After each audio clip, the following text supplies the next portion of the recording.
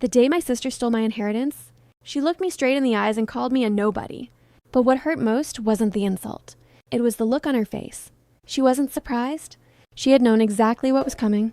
My grandmother had died 3 weeks earlier. She was the only person in my family who never made me feel like I was competing with Emily. Emily and I had been compared since childhood. She was confident, successful, and outspoken. I was quieter, avoided confrontation, and spent most of my free time caring for Grandma during her final year. Emily had always hated the way Grandma looked at me. Whenever Grandma gave me something small, a recipe book, a birthday gift, even an afternoon together, Emily somehow turned it into a competition. So when we sat in Grandma's lawyer's office after the funeral, I expected to hear a simple reading of the will. Instead, everything changed. The lawyer opened the file. Your grandmother left her house to you. My eyes filled with tears. That house wasn't just property. It was where Grandma taught me to bake, where she kept my childhood photographs, and where she had once held my hand and said, "One day, this will be yours." Then the lawyer stopped. He pulled another document from the folder. There is an amendment dated 6 months before your grandmother's death. My heart sank. The property was transferred to Emily. I stared at the document, then at Emily. She looked completely calm. You knew? Of course, she said. But why? She gave me a small smile. Grandma changed her mind. Her confidence unsettled me. It wasn't the reaction of someone hearing surprising news. It was the reaction of someone who had been waiting for this moment. I looked at the lawyer. Can I see the original will? He hesitated, only for a second. But I noticed, I'd prefer to discuss the original documents with you privately. He said. That hesitation scared me more than Emily's words. On the drive home, one question kept circling through my mind. Why 6 months before Grandma died? If she truly wanted Emily to have the house, why had she promised it to me for years? And why had Emily known about the change before I did? When I reached my parents' house, Emily was already there. She had shown them the transfer document. She told Grandma I was the responsible one, Emily said. My father nodded. Maybe Grandma realized Emily could handle the property better. My mother stayed silent. Nobody asked why the will had been changed.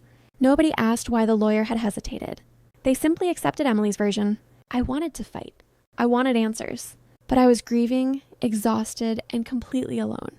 So I left, not because I had given up, because I knew I couldn't fight them that night.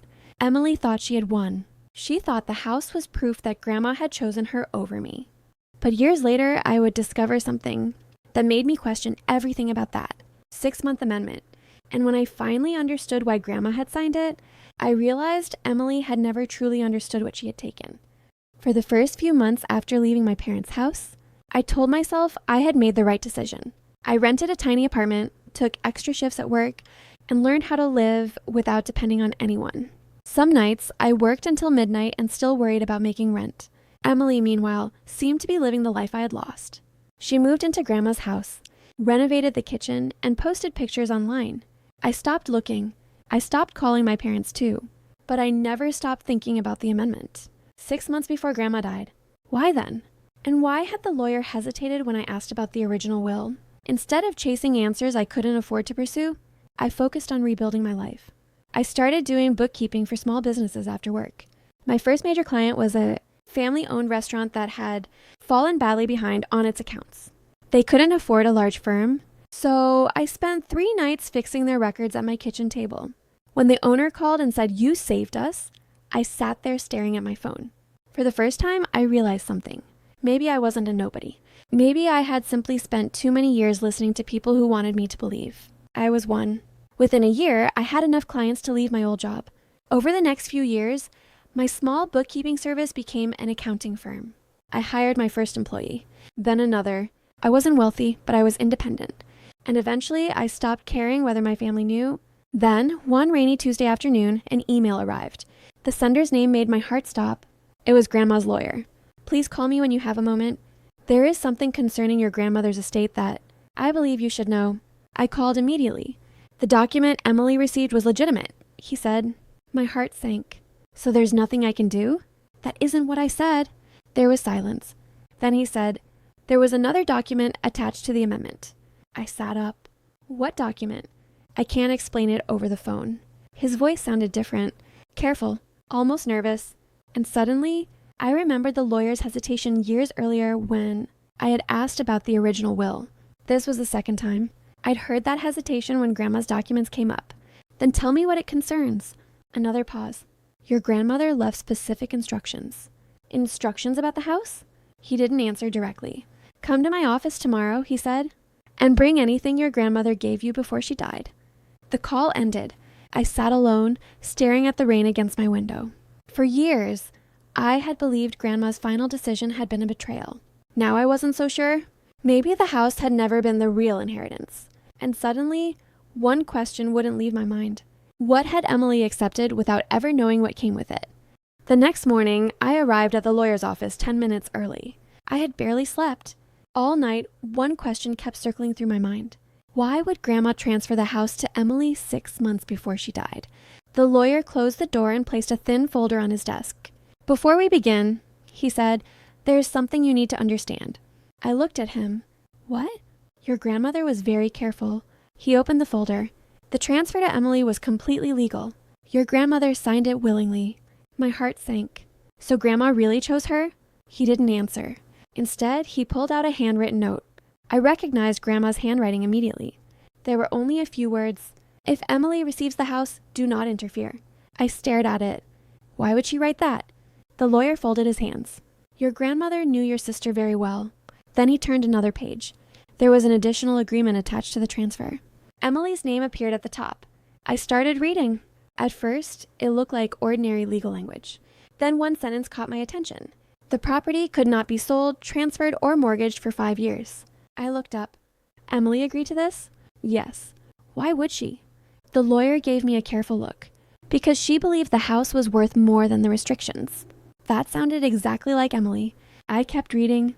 There were other responsibilities attached to the property, but the lawyer stopped me before I could study them closely. There's more, he said, but I think you should understand this part first. I frowned. Why didn't you tell me about this years ago? His expression changed. Your grandmother gave me specific instructions about when these documents could be shown to you. That was the second time his voice carried that strange hesitation. The same hesitation I'd noticed years earlier. What else did Grandma leave? He reached into the folder and placed a photograph on the desk. This was found with the estate documents. It showed Grandma and Emily standing inside the house. I looked closer. On the table behind them was the same agreement I had just been reading. But beside it sat a small wooden box. I recognized it immediately. Grandma had kept that box locked for as long as I could remember. What was inside? The lawyer shook his head. I don't know. You don't? Your grandmother left instructions that the box was not to be opened yet. Yet? He nodded. She was very specific about that. I looked back at the photograph. For years, I had believed Grandma had chosen Emily over me. Now I wasn't sure. Emily had thought she was receiving a valuable house with no strings attached. But she had signed something she clearly hadn't understood. And somewhere inside that house was a locked box. Grandma had deliberately kept hidden. I left the office with only one thought. What had Emily actually agreed to take? 5 years after Grandma's death, Emily finally decided to sell the house. I didn't know that when the lawyer called me. The 5-year period ended 2 weeks ago, he said. Yesterday, Emily contacted a real estate agent. My stomach tightened. She's selling it? Yes, and that's why your grandmother's final instructions have become relevant. I drove to his office that afternoon. He placed the original agreement in front of me. For 5 years, Emily couldn't sell, mortgage, or make major changes to the property, he explained. Then he showed me another clause. If Emily decided to sell, she had to offer the house to you first. I stared at him. And if she didn't, the estate could reclaim the property. Your grandmother instructed us to transfer it to you afterward. I couldn't speak. So Grandma planned all this? He shook his head. Not exactly. She didn't know what Emily would do. She simply wanted to protect you if Emily ever chose the house over the family. That answer hit me harder than I expected. Grandma hadn't predicted Emily. She had prepared for the possibility. Then the lawyer opened the wooden box. Inside were Grandma's original letter, the signed agreement, and one final document. My hands trembled as I unfolded the letter. I know Emily may believe I chose her over you. My eyes filled with tears. I didn't. I gave her something she wanted, but I also made sure you would never lose because of it. The lawyer looked at me. She didn't want you fighting Emily over the house.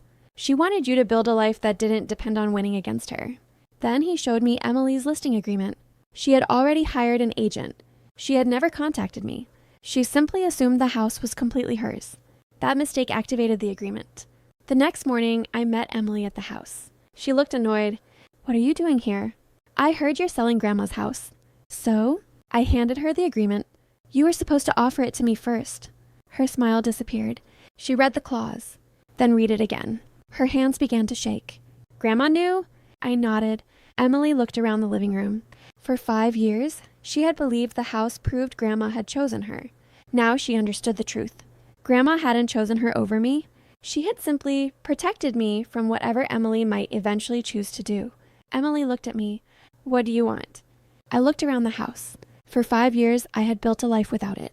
And strangely, I realized I didn't need it anymore. "I don't need you to call me anything anymore," I said. I accepted the house, not because I needed revenge, but because Grandma had finally given me the truth. The best revenge isn't taking something back. It's realizing you never needed it to know your worth. If you enjoyed this story, subscribe to Revenge Diaries for more powerful family betrayal, revenge and justice stories,